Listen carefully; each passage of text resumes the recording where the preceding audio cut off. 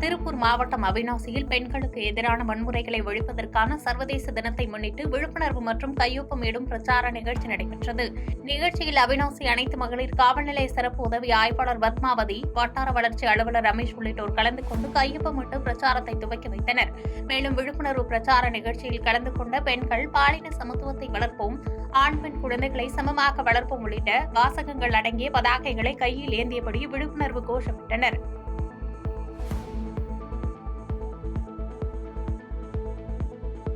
தமிழ்நாடு அரசு கிராமப்புற பகுதி செவிலியர் சங்கங்களின் கூட்டமைப்பு சார்பில் கடலூர் மாவட்ட ஆட்சியர் அலுவலகம் எதிரில் விருந்தினர் முறையீடு ஆர்ப்பாட்டம் மாநில தலைவர் மணிமேகலை தலைமையில் நடைபெற்றது. இதில் தமிழ்நாடு முழுவதும் உள்ள காலி பணியிடங்களை நிரப்ப வேண்டும், டாக்டர் முத்துலட்சுமி ரெட்டி மகப்பேறு உதவி திட்டத்தில் ஆன்லைன் மூலம் பதிவேற்றம் செய்வதில் உள்ள குறைபாடுகளை சரி செய்ய வேண்டும் உள்ளிட்ட 9 அம்ச கோரிக்கைகளை வலியுறுத்தி மாவட்ட ஆட்சியர் அலுவலகத்தில் முறையிடல் போராட்டத்தில் ஈடுபட்டு ஆட்சியர் அலுவலகத்தில் மனு அளித்தனர். மும்பையில் உள்ள நேரு அறிவியல் மையத்தில் தேசிய அளவில் நடைபெற்ற அறிவியல் கருத்தரங்கில் தென்காசி மாவட்டத்தைச் சேர்ந்த இளஞ்சி மேல்நிலைப் பள்ளி மாணவியரான ரஜ்னா இந்திய அளவில் முதலிடம் பெற்று தமிழகத்திற்கும் தென்காசி மாவட்டத்திற்கும் பெருமை சேர்த்துள்ளார். இந்த நிலையில் தென்காசி மாவட்டத்திற்கு வருகை தந்த ரஜ்னாவிற்கு தமிழக கேரள எல்லைப் பகுதியான புளியரையில் வைத்து பேண்ட் வாத்தியங்கள் முழங்க சக மாணவ மாணவிகள் மற்றும் நிர்வாகிகள் உற்சாக வரவேற்பு அளித்து அவரை பாராட்டினர். அரியலூர் அருகே உள்ள ரசலாபுரம் கிராமத்தைச் சேர்ந்த மதிவதனன் சிங்கப்பூரில் உள்ள தனியார் நிறுவனத்தில் கடந்த 7 ஆண்டுகளாக பணிபுரிந்து வந்த நிலையில் அங்கு பணிபுரிந்த மியான்மரை சேர்ந்த ஏஐ மோ என்பவருடன் காதல் ஏற்பட்டுள்ளது. இதைத் தொடர்ந்து பெற்றோர்கள் சம்மதத்துடன் கடந்த 17ஆம் தேதி இருவரும் ரசலாபுரம் கிராமத்திற்கு வருகை புரிந்த நிலையில் இவர்களுக்கு இந்து முறைப்படி இன்று திருமணம் நடைபெற்றது. தீப திருவிழாவை முன்னிட்டு சேலம் பூம்புகார் விற்பனை நிலையத்தில் சிறப்பு கண்காட்சி மற்றும் 10% தள்ளுபடியுடன் சிறப்பு விற்பனையை சேலம் மாநகர காவல்துறை ஆணையர் விருந்தா குத்துவிளக்கேற்றி துவக்கி வைத்தார். 1/2 அடி முதல் 6 அடி வரையில் பல வகை விளக்குகள் விற்பனைக்கு வைக்கப்பட்டுள்ளன. மேலும் இந்த ஆண்டு தீப திருவிழா கண்காட்சி மற்றும் சிறப்பு விற்பனையின் மூலம் சுமார் 3 லட்சம் ரூபாய் வரை விற்பனை இலக்கு எதிர்பார்க்கப்படுவதாக பூம்புகார் விற்பனை நிலையத்தின் மேலாளர் தெரிவித்துள்ளார். நீலம் பண்பாட்டு மையத்தின் சார்பில் இயக்குநர் பாரஞ்சித் தலைமையில் நடைபெற்ற இசை நிகழ்ச்சியில் கானா பாடகி இசைவாணி ஐயப்ப வழிபாடுகளை இழிவுபடுத்தும் விதமாக பாடல் பாடியது கண்டனத்திற்கு உள்ளாக்கியது. இந்த நிலையில் கானா பாடகி இசைவாணி மீது ஐயப்ப பக்தர்கள் மற்றும் சேலம் மாவட்ட இந்து இறை தொண்டாளர்கள் சங்கம் சார்பில் சேலம் மாவட்ட காவல் கண்காணிப்பாளர் அலுவலகத்தில் புகார் மனு அளித்தனர். மேலும் இதுபோன்ற செயல் பொது அமைதியை கெடுக்கும் முயற்சியாக இருப்பதாகவும், எனவே கானா பாடகி இசைவாணி மீது தமிழக காவல்துறை கடுமையான நடவடிக்கை எடுக்க வேண்டும் என்று கேட்டுக் கொண்டனர். தூத்துக்குடி திரேஸ்புரம் கடற்கரை பகுதியிலிருந்து 350க்கும் மேற்பட்ட நாட்டு படகுகள் மூலம் சுமார் 3000க்கும் மேற்பட்ட மீனவர்கள் நாட்டு படகுகளின் மோட்டார் பம்புகள் பொருத்தி சங்கு எடுத்து தொழில் செய்து வருகின்றனர். இந்நிலையில் கடந்த 22ஆம் தேதி தூத்துக்குடி மாவட்ட மீன்வளத்துறை சார்பில் சங்கு எடுக்கும் மீனவர்கள் தங்களது படகில் பொருத்தியுள்ள மோட்டார் பம்புகளை உடனடியாக அகற்ற வேண்டும், இல்லை என்றால் படகு உரிமம் ரத்து செய்யப்படும் என உத்தரவு பிறப்பித்தது. இந்த நிலையில் தூத்துக்குடி மாவட்ட மீன்வளத்துறையை கண்டித்தும் மீன்வளத்துறை உத்தரவை உடனடியாக திரும்பப் பெற வலியுறுத்தியும் தூத்துக்குடியில் விவிடி சிக்னல் அருகே இன்று 600க்கும் மேற்பட்ட சங்குக்குடி மீனவர்கள் மற்றும் மீனவ பெண்கள் கண்டன ஆர்ப்பாட்டத்தில் ஈடுபட்டனர். பொள்ளாச்சி வடுகபாளையம் ரயில்வே கேட் மூடுவதாக வந்த அறிவிப்பால் பொதுமக்கள் ரயில் மறியல் முயற்சி செய்தது பரபரப்பை ஏற்படுத்தியது. கோவை மாவட்டம் பொள்ளாச்சி பாலக்காடு சாலையில் அமைந்துள்ள வடுகபாளையம் பகுதிக்கு கோவை சாலையிலிருந்து ஒரு இணைப்பு சாலை வழித்தடத்தில் ஒரு ரயில்வே கேட் அமைந்துள்ளது. இந்த கேட்டை நிரந்தரமாக மூடுவதாக ரயில்வே துறையில் இருந்து அறிக்கை ஒன்றை அதிகாரிகள் வெளியிட்டனர். இந்த தகவலை கேட்ட அப்பகுதி மக்கள் ரயில்வே தண்டவாளத்தில் அமர்ந்து ரயில் மறியல் போராட்டத்தில் ஈடுபட முயற்சித்தனர். இந்த தகவல் அறிந்து வந்த பொள்ளாச்சி காவல்துறை துணை கண்காணிப்பாளர் சிருஷ்டி சிங் மறியலில் ஈடுபட்டவர்களிடம் நீண்ட நேரம் பேச்சுவார்த்தை நடத்தினார். இந்த பிரச்சினைக்கு நிரந்தர தீர்வு கிட்டும் வரை போராட்டத்தை கைவிட மாட்டோம் என்று மறியலில் ஈடுபட்டவர்கள் அறிவித்த நிலையில் ரயில்வே துறை அதிகாரிகளுடன் பேச்சுவார்த்தை நடத்திய தமிழக காவல்துறை அதிகாரிகள் சுமூகமான தீர்வு எட்டப்பட உள்ளதாகவும் கேட் மூடப்படாது என்று உறுதி அளித்துள்ளதாக தெரிவித்ததை அடுத்து மறியல் போராட்டத்தை அப்பகுதி மக்கள் கைவிட்டனர். திருவள்ளூர் மாவட்டம் கும்மிடிப்பூண்டி இலங்கை தமிழர்கள் மறுவாழ்வு முகாமில் 2ஆம் ஆண்டு மாவீரர் தினம் அனுசரிக்கப்பட்டது. இதில் மறுவாழ்வு முகாமை சேர்ந்த 1000க்கும் மேற்பட்ட இலங்கை தமிழர்கள் கலந்து கொண்டு மெழுகுவர்த்தி ஏந்தி அஞ்சலி செலுத்தினர். மேலும் இலங்கை தமிழர்கள் முகாமை சேர்ந்த சிறுவர் சிறுமிகள் தனி ஈழம் வேண்டி போராடி உயிர்நீத்த மாவீரர்களை பற்றிய பேச்சு, கவிதை உள்ளிட்டவைகளை மேடையில் நிகழ்த்தி காட்டினர். தொடர்ந்து அங்கு அமைக்கப்பட்டிருந்த கல்லறை முன்பு மலர்தூவி மரியாதை செலுத்தினர். ஈரோடு மாவட்டம் சத்தியமங்கலம் அருகே உள்ள ஜீரகள்ளி வனச்சரகத்திற்குட்பட்ட வனப்பகுதிக்குள் கர்நாடக மாநிலம் ஏத்திக்கட்டை வனப்பகுதியிலிருந்து திடீரென 40க்கும் மேற்பட்ட காட்டு யானைகள் சாலையை கடந்து சென்றது அப்பகுதி மக்களிடையே அச்சத்தை ஏற்படுத்தியது. இதைத் தொடர்ந்து காட்டு யானைகள் குடியிருப்பு பகுதிக்குள் வராதவாறு கண்காணிக்கும் வனத்துறையினர் அடர்ந்த வனப்பகுதிக்குள் யானைகளை விரட்டும் பணியில் ஈடுபட்டுள்ளனர்.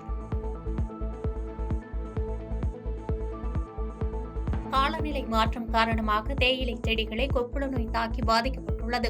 நீலகிரி மாவட்டம் உதகை, குன்னூர், கோத்தகிரி, மஞ்சூரில் மேகமூட்டம் மற்றும் கடும் பனிமூட்டம், தொடர் மழை போன்ற காலநிலை மாற்றத்தால் தேயிலை தோட்டங்களில் பயிரிடப்பட்டுள்ள செடிகளை கொப்புள நோய் தாக்கி வருகிறது. இந்த நோய் தாக்குவதால் தேயிலை செடிகளில் இலைகள் கருகி வருகிறது. இதன் காரணமாக பச்சை தேயிலை மகசூல் குறையும் நிலை காணப்படுகிறது. இதனால் கவலையடைந்துள்ள விவசாயிகள் நோய் தாக்குதலை கட்டுப்படுத்தவும் உரிய இழப்பீடு வழங்கவும் அரசுக்கு கோரிக்கை வைத்துள்ளனர்.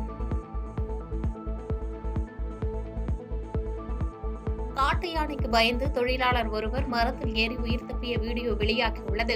நீலகிரி மாவட்டம் ஏழுமுரம் காஃபி தோட்டத்தில் வடமாநில தொழிலாளர்கள் பணியாற்றிக் கொண்டிருந்த போது அங்கு வந்து காட்டு யானை ஒன்று அவர்களை விரட்டியது. இதில் சிலர் அப்பகுதியில் உள்ள மரங்களில் ஏறி உயிர் தப்பினர். சுமார் 15 நிமிடம் காட்டு யானை மரத்தின் அடியில் காத்து நின்றதால் பரபரப்பு நிலவியது. இதைத் தொடர்ந்து அங்கிருந்து காட்டு யானை சென்றதைத் தொடர்ந்து மரத்தில் இருந்த தொழிலாளர்கள் பத்திரமாக கீழே இறங்கி உயிர் தப்பினர். அறந்தாங்கி அரசு தலைமை மருத்துவமனையில் உதயநிதி ஸ்டாலின் பிறந்தநாளை முன்னிட்டு நேற்று பிறந்த 8 குழந்தைகளுக்கு தங்க மோதிரம் அணிவிக்கப்பட்டது. புதுக்கோட்டை மாவட்டம் அறந்தாங்கி அரசு தலைமை மருத்துவமனையில் புதுக்கோட்டை மாவட்ட இளைஞர் அணி சார்பாக உதயநிதி ஸ்டாலின் பிறந்தநாளை முன்னிட்டு நேற்று பிறந்த 8 குழந்தைகளுக்கு தங்க மோதிரம் அணிவிக்கும் நிகழ்ச்சியானது நடைபெற்றது. இந்த நிகழ்ச்சியில் தமிழக சட்டத்துறை அமைச்சர் ரகுபதி கலந்து கொண்டு தங்க மோதிரங்களை வழங்கினார். புதுக்கோட்டை இளைஞர் அணி மாவட்ட அமைப்பாளர் மணிராஜன் ஆகியோர் ஏற்பாட்டில் நடந்த நிகழ்ச்சியில் திமுக நிர்வாகிகள் பலர் கலந்து கொண்டு சிறப்பித்தனர். புதுக்கோட்டையில் தமிழ்நாடு வருவாய்த்துறை அலுவலக சங்கம் சார்பில் 3வது நாளாக பணி புறக்கணிப்பு செய்து காத்திருப்பு போராட்டம் நடைபெற்றது. தமிழ்நாடு வருவாய்த்துறை அலுவலர் சங்கத்தின் சார்பில் 3 ஆண்டுகளுக்கு மேற்பட்ட அலுவலக உதவியாளர் காலி பணியிடங்களை உடனடியாக நிரப்பட வேண்டும், கருணை அடிப்படையிலான பணி நியமனத்திற்கான உச்சவரம்பினை 5% குறைக்கப்பட்டுள்ளதை ரத்து செய்து மீண்டும் 25% நிர்ணயம் செய்திட வேண்டும் உள்ளிட்ட பல்வேறு கோரிக்கைகளை வலியுறுத்தி தமிழ்நாடு வருவாய்த்துறை அலுவலர் சங்கத்தின் சார்பில் பணி புறக்கணிப்பு செய்து புதுக்கோட்டை மாவட்ட ஆட்சியர் அலுவலகத்தில் 3வது நாளாக தொடர் காத்திருப்பு போராட்டத்தில் ஈடுபட்டனர். இதனால் பணிகள் நிறுத்தப்பட்டு அலுவலகங்கள் பொதுமக்கள் இன்றி வெறிச்சோடி காணப்பட்டது. துணை முதலமைச்சர் பிறந்தநாளை முன்னிட்டு புதுக்கோட்டை வடக்கு மாவட்ட திமுக சார்பில் 23 பச்சிளம் குழந்தைக்கு தங்க மோதிரம் வழங்கும் நிகழ்வு நடைபெற்றது. தமிழக துணை முதலமைச்சர் உதயநிதி ஸ்டாலின் 48வது பிறந்தநாளை முன்னிட்டு புதுக்கோட்டை வடக்கு மாவட்ட திமுக சார்பில் வடக்கு மாவட்ட செயலாளர் வழக்கறிஞர் செல்லப்பாண்டியன் ஏற்பாட்டில் ராணியார் மகப்பேறு மருத்துவமனையில் நேற்று பிறந்த 23 பச்சிளம் குழந்தைகளுக்கு தங்க மோதிரம் வழங்கும் நிகழ்வு நடைபெற்றது. சிறப்பு அழைப்பாளராக சட்டத்துறை அமைச்சர் ரகுபதி கலந்து கொண்டு 23 பச்சிளம் குழந்தைகளுக்கு தங்க மோதிரம் வழங்கினார். அதனைத் தொடர்ந்து சட்டமன்ற உறுப்பினர் மருத்துவர் வை முத்துராஜா உள்ளிட்டோர் குழந்தைகளுக்கு தங்க மோதிரம் வழங்கினர். திருப்போரூர் அருகே தமிழக துணை முதலமைச்சர் உதயநிதி ஸ்டாலின் பிறந்தநாளை முன்னிட்டு கேக் வெட்டி பொதுமக்களுக்கு இனிப்புகளை வழங்கி திமுக நிர்வாகி அன்பு கொண்டாடினார்.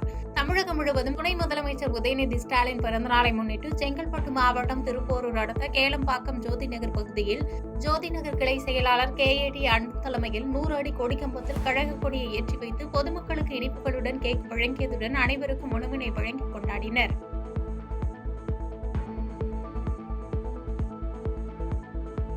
சென்னை திருவொற்றியூர் அஜாக்ஸ் பேருந்து நிலையம் அருகே மாவட்ட கழக செயலாளர் மாதாவரம் சுதர்சனம் ஆலோசனையின்படி தமிழக துணை முதலமைச்சர் உதயநிதி ஸ்டாலின் பிறந்தநாளை முன்னிட்டு திருவொற்றியூர் திமுக மேற்கு பகுதி கழகத்தின் சார்பாக பகுதி செயலாளர் வழக்கறிஞர் அருள்தாசன் தலைமையில் கேக் வெட்டி 1000 பேருக்கு பிரியாணி வழங்கப்பட்டது. இந்நிகழ்வில் தொகுதி பொறுப்பாளர் ஆரம்பாக்கம் ஆறுமுகம் மற்றும் திமுக இளைஞர் அணியினர் ஏராளமானோர் கலந்து கொண்டனர். தேனி மாவட்ட வழக்கறிஞர் சங்கத்தினர் பல்வேறு கோரிக்கைகளை வலியுறுத்தி இன்று ஒருநாள் நீதிமன்ற புறக்கணிப்பில் ஈடுபட்டு நீதிமன்றம் முன்பாக ஆர்ப்பாட்டத்தில் ஈடுபட்டனர்.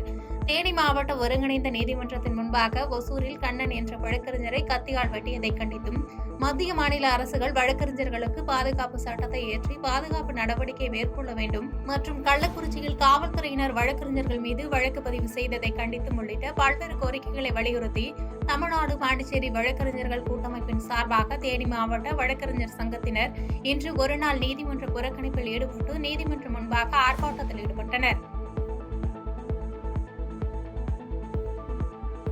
பல்லடம் அருகே பள்ளிகளுக்கான கலைத்திருவிழா போட்டிகளில் வெற்றி பெற்ற மாணவர்களுக்கு பரிசளிப்பு விழா நடைபெற்றது. திருப்பூர் மாவட்டம் பல்லடம் ஒன்றியம் கணபதிபாளையம் குருகுல மையத்திற்கு உட்பட்ட பள்ளிகளுக்கான கலைத்திருவிழா போட்டிகளில் வெற்றி பெற்ற மாணவர்களுக்கு பரிசளிப்பு விழா கணபதிபாளையம் ஊராட்சி ஒன்றிய தொடக்கப்பள்ளியில் நடைபெற்றது. கணபதிபாளையம் ஊராட்சி ஒன்றிய முன்னாள் தலைவர் சோமசுந்தரம் விழாவிற்கு தலைமையேற்று வெற்றி பெற்ற மாணவர்களுக்கு பரிசுகளை அளித்தார்.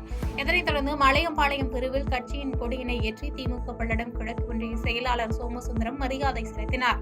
மேலும் அப்பகுதி பொதுமக்களுக்கு துணை முதலமைச்சர் உதயநிதி ஸ்டாலின் பிறந்தநாளை முன்னிட்டு அன்னதானம் வழங்கப்பட்டது.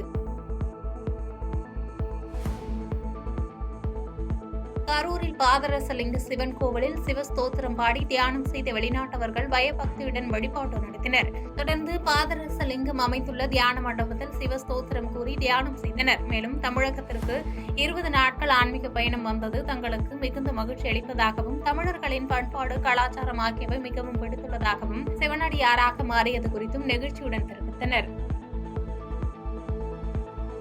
பாதகம் செய்பவரை கண்டால் நாம் பயங்கொள்ளலாகாது பாப்பா, மோதி மிதித்து விடு பாப்பா, அவர் முகத்தில் உமிழ்ந்து விடு பாப்பா. அண்மை செய்திகளை உடனுக்குடன் தெரிந்து கொள்ள இணைந்திருங்கள் இயம்நாடு தொலைக்காட்சியுடன்.